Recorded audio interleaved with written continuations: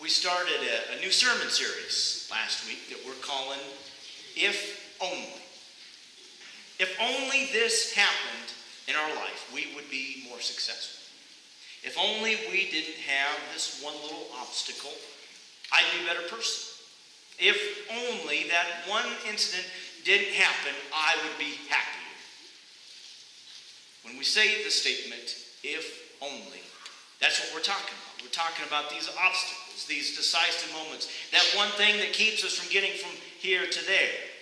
This month, we are addressing 3 of the most prominent if-only statements that we often talk about.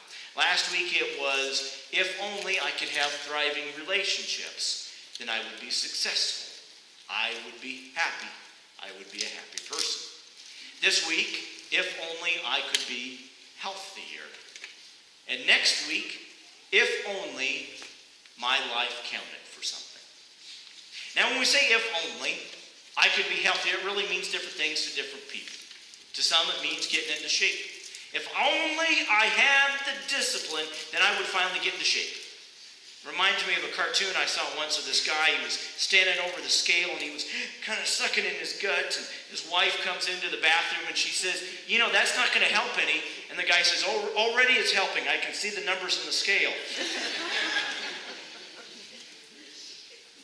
For some, if only I could be healthier means dieting, or finding the right diet, or something you can stick with.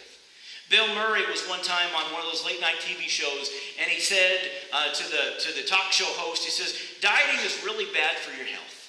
And he holds up his finger and it shows a Band-Aid. He says, I cut my finger peeling an apple. This never happens with a Twinkie.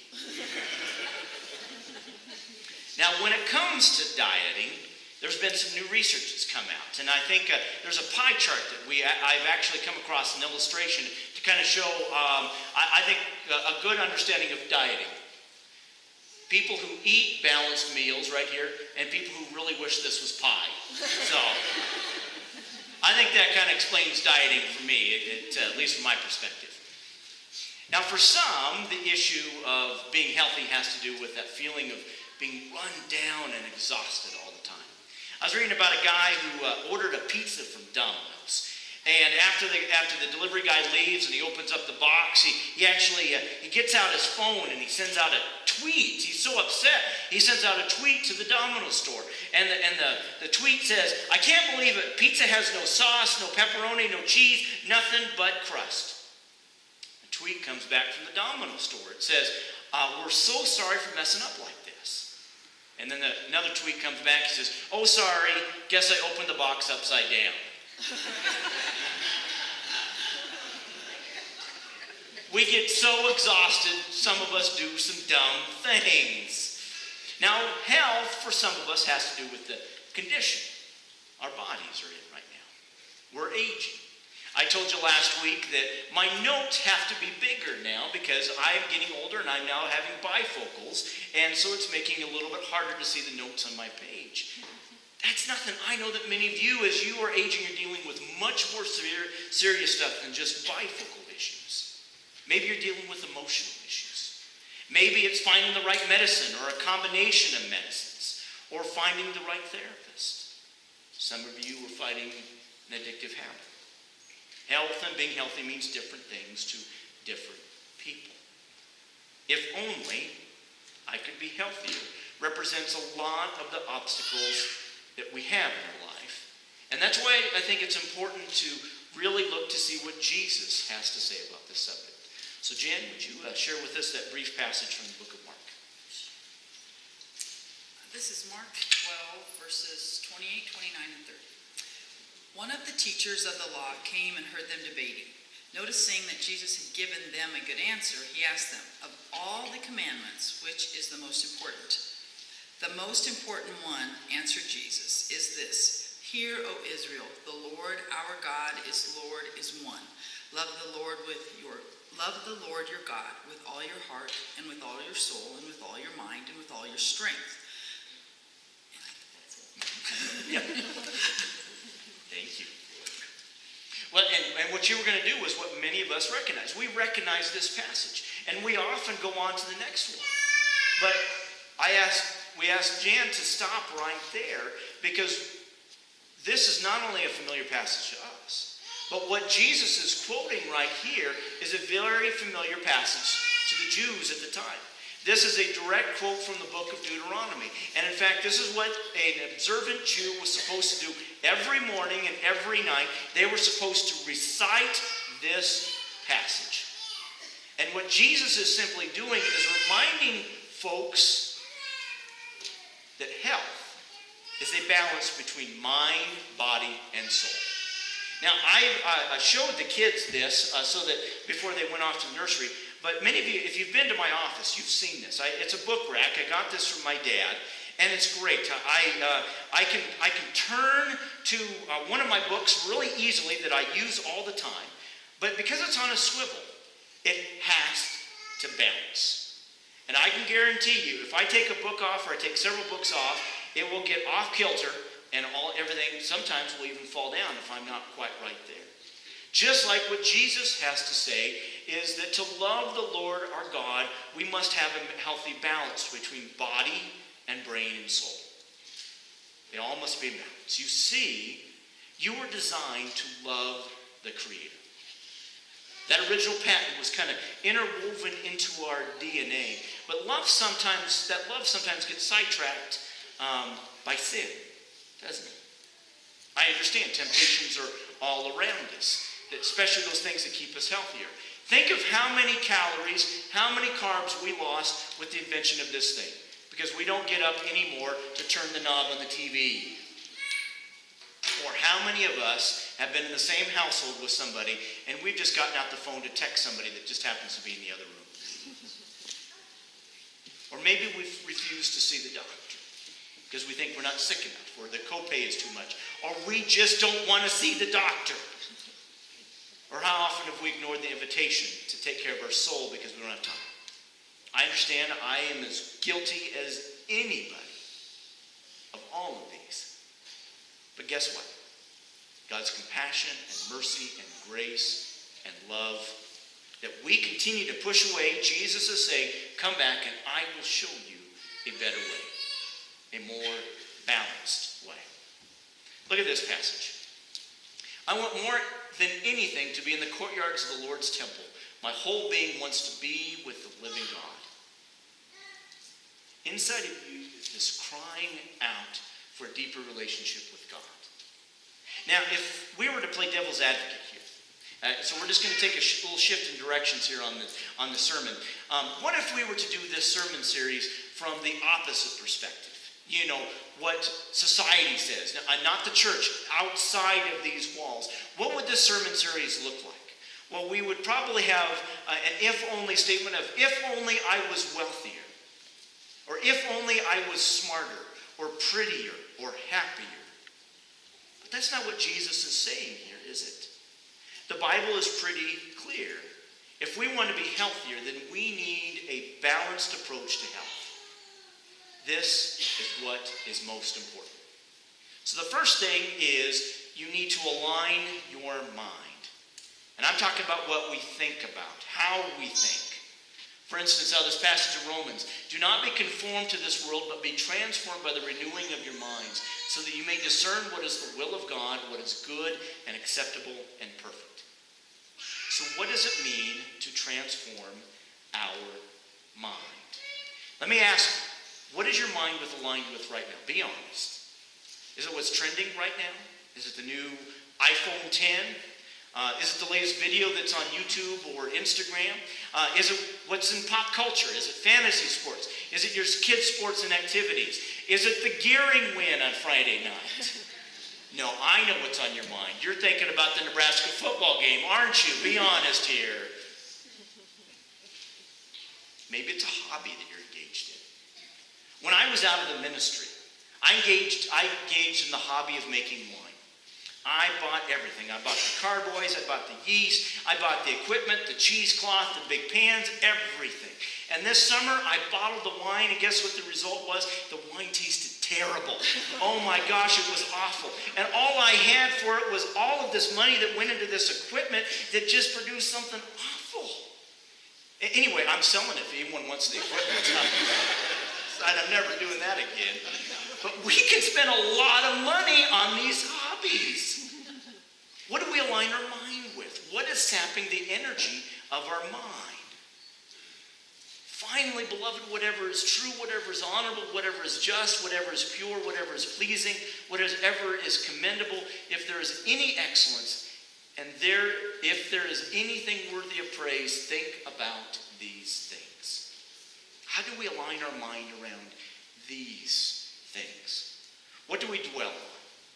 Think about where your mind is. Where do we take our mind when we leave this place? Is it on the looky-loos? You know what I'm talking about is, oh, look what our neighbor bought. Or look how green their lawn is compared to ours. Or maybe you get into the workplace and you're thinking, boy, you know, our coworker sure is getting a lot of attention. Or why am I just not advancing in my career? Paul says, wrap your mind around something different, something pure, like what is right in front of you. If you're always thinking, I wish my spouse was different, I wish my spouse treated me that way, bring your mind around something honorable. If you're filled with self-doubt, self-loathing, lacking in self-worth, if you find your mind focused on bitterness, hate, then I would say get off of Facebook. Social media right now has a way of getting our blood to boil or making us green with envy as we look at our friends' vacation pictures or their perfect marriage or their ideal kids or their unbelievable life. Or maybe your mind always goes to something negative. You find it easier to point the finger of blame than to look at your own behavior. Look at this passage and bring your mind around something commendable and excellent. Jesus says, do this toward your first step to emotional health. Love the Lord your God with all of your mind. Second, Jesus says, give God your bod. Love God with all of your strength. Dedicate your physical body to God instead of those things on physical earth. In my second appointment, I served this wonderful church just outside of York, Nebraska. The old town was called Bradshaw. Now, Bradshaw had just built this brand new building. It was about 5 or 7 years old at the time. And as you might imagine, it had some significant debt on it. And so when I got there, they were just kind of slowly painted off. And I said, you know what we need to do is we need to go big time. We need to work this debt off so that we can dedicate this building to God. And they looked at me and they said, Seth, we already did the dedication service when we first moved in. They even showed me the newspaper clippings. And I said, well, no. See, when you have debt on a building, you can only consecrate it. And when you get it paid off, you have a dedication service. And they kind of looked at me with this blank look on their face. And I said, okay, semantics, but that's just how we understand it, United Methodist Church. And I said, guess what? If we get this paid off, we can invite the bishop. We can invite former members. We can have a great celebration. And then we can finally dedicate the building. And that's what we did. We worked hard. We got it paid off. And we had a wonderful dedication ceremony. I thought of this church in light of our body. Our bodies are not consecrated to God. Your debt, what you hold on to, what we call sin, has been forgiven by Jesus Christ. Your body has actually been dedicated to God, debt-free. If we're going to be really healthy, then we must follow this advice. Now, I should caution you, there's two categories that we fall into when we deal with health here. For some, we admit that we could be in better health if we really worked at it, if we ate the right stuff, if we exercised. But for others, we struggle with the condition or have a disease that really makes it difficult. Remember, every body is different. I appeal to you, therefore, brothers and sisters, by the mercies of God, to present your bodies as a living sacrifice, holy and acceptable to God, which is your spiritual worship. Paul mentions the mind in verse 2 of this passage, but here in verse 1 he mentions the body. So does God have your body? Does God use your body for whatever God needs to? If you have the ability to be better shape but aren't, why not? There's a new study that just came out that says that 69% of Americans are overweight. 69% of Americans. And here at the church, we don't help out matters much. Have you seen this meme? Christians be like, Lord, let this food be nourishment to our bodies. Here we have a thing of donuts, and this looks really good. Here's a hamburger and french fries, and this looks like a Philly cheesesteak, something like that. We have cookies and goodies and brownies, and we have some wonderful stuff that Lauren and Shirley brought here this morning. Maybe it would be better during the coffee hour if I just went out and I prayed over it, because I said, God, make this food that we're enriching our bodies with have some nutrient value, because we're all trying to fight the bulge here a bit. Think about this. If we had $1 million racehorse, would we give it junk food? No. And our worth is so much more than a racehorse. Now, I understand, as I get older, my metabolism begins to slow down and slow down and slow down. It's harder for me to eat as much as I did and to work it off. I just can't eat the way I used to. And that is difficult. Yesterday, when I went up to Camp Norweska, had a wonderful meal. And they had so much extra. I actually thought about going back for seconds, and I thought, no, I'm preaching on this. I better not. Just the other night, our health ministry task force ended its work. And we looked at your surveys, and we found a great response to offer a healthy lifestyle course and to offer exercise classes. So be prepared. We're already making plans to offer these once our fellowship hall is done. Or do you not know that your body is a temple of the Holy Spirit within you, which you have from God, and that you are not your own? For you were bought with a price, therefore glorify God in your body. Now I'm paraphrasing here, but many of you have already heard Lauren tell the story about the doctor who performed his heart surgery. That surgeon wasn't, Lauren, practically quoted this passage to you. And Lauren will admit that he was not treating his body like a temple. Now maybe it's not weight you're dealing with. Maybe it's addictions that can sap your energy, keep you from honoring God. Alcohol, tobacco, pornography, addiction to the internet, social media. How many of our youth check Snapchat and Instagram just to see how many likes they get, or what is the newest thing? And when it comes to addictions, I've heard many Christians say, you know, I'm a wonderful Christian, I'm doing great in my life, but there's just that one indulgence, that one thing that just kind of, that I like to indulge in, that one addiction. But what does that say about the balance? If we have that one thing that's kind of sapping our energy, then there's not that balance there. Now here's a new thought. What if we dedicated your body to God? The work in the fellowship hall and our remodel is going to require a lot of volunteer hours. And sometimes it's going to require people to be available at a moment's notice. Last Friday we had a crew that came in that was cleaning out the kitchen because we got to get it ready for the kitchen work that's going to be very soon. And I know that they still need some work that's going to be taking place here on Monday. Maybe you're available. Maybe you're not available this week, but maybe it's something down the road as we continue to move on with the remodel. You know, we need leaders for our children's church. We have this expanded nursery program. Maybe you're available for that, to help train the new generation. Now here's something that's really a part of, one thing I want to get started, is a welcome team. I'm just looking for about 6 people. I've got 3 people already committed right now, but about 6 more people to be part of a welcome team. And your job is to greet newcomers. All you have to do is shake the hand of someone that is a guest in our church. Whatever our health condition, we can say to God, our bodies are at your disposal. Use us. Use me. Everybody can do that. Does God have control of your body? Have you dedicated your life to a loving God? Now our third, strengthen our soul. What does it mean to love your God with all of your soul? Health is more than just focusing on our bodies and on our brain. We spend $60 billion, and that's billion with a B, on dieting and memberships to exercise clubs. Now that's all good and wonderful, but how much do we spend on our souls? How much energy do we put into a healthy soul? The first thing we can do is focus on God's Word. Read the Bible. Just the other day, I was having a conversation with Liz. She is our partner in ministry. She serves the church in Melbita in Central Alabanza. We're actually looking at the possibility of having a joint disciple Bible study of our three churches.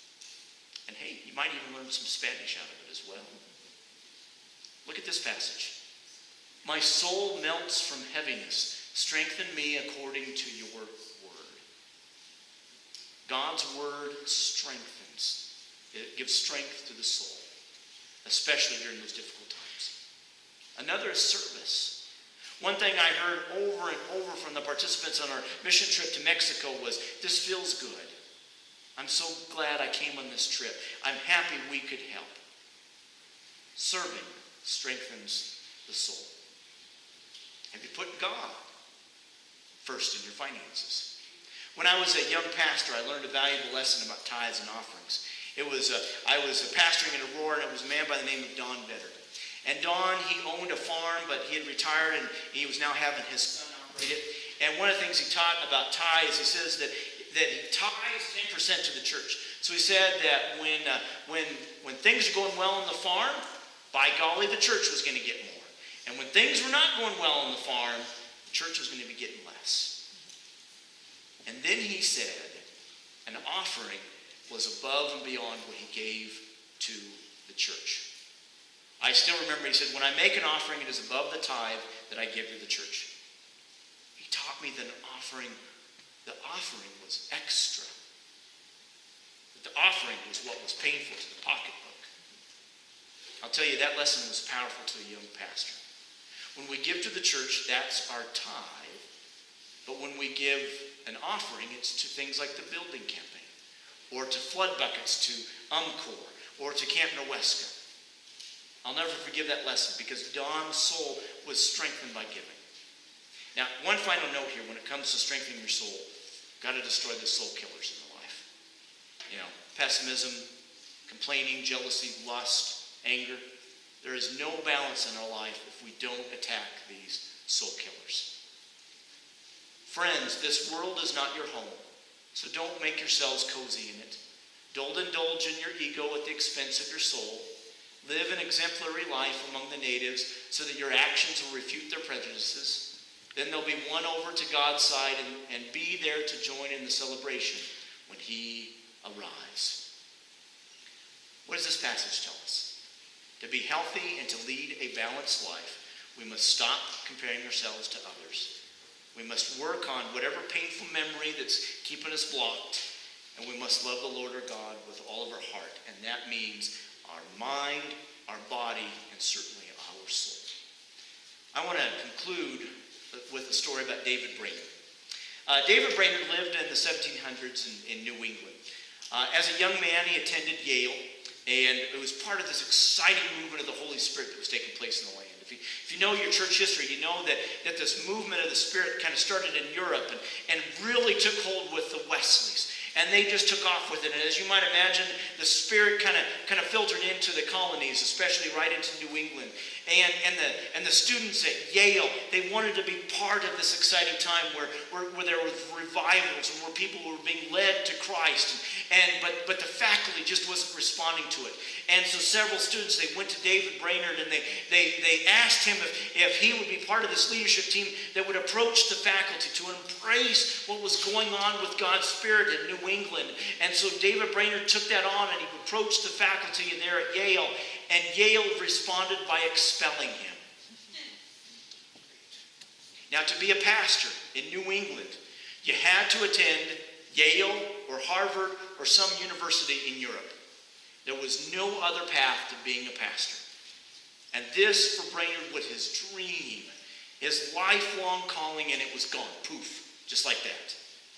The year was 1742, and Brainerd still felt the call to be a pastor, to preach.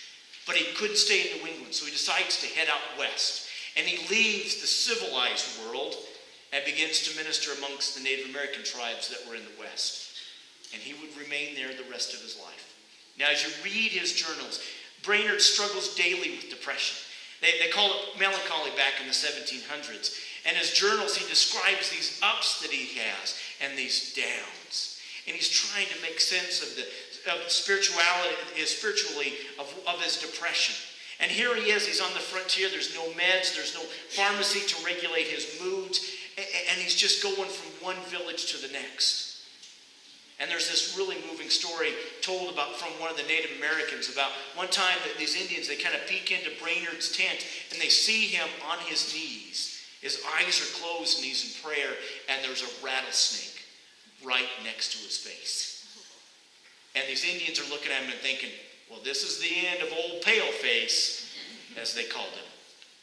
But as they watch, the rattlesnake kind of coils away, withdraws, and actually goes out of the tent. And one of the Native Americans actually says to Brainerd, the Great Spirit hangs over you, my friend. And here's the thing about David Brainerd. He did the best he could with the body he had. His mind suffered from depression. His body was so sick from not being accustomed to the living out on the frontier. He was used to the civilized world in New England. And he dies at the young age of 29.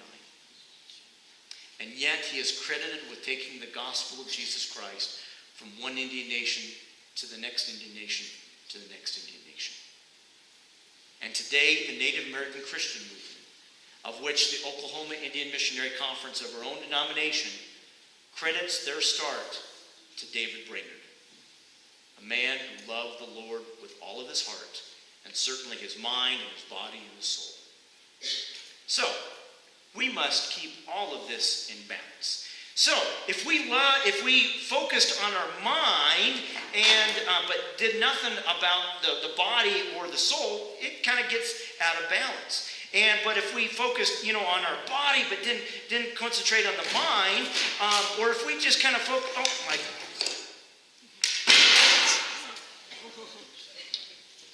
Everything kind of gets out of balance.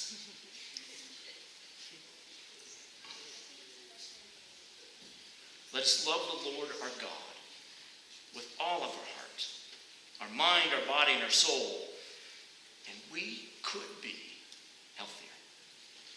Amen. And good luck to the ushers as you walk by here. We're going to ask the ushers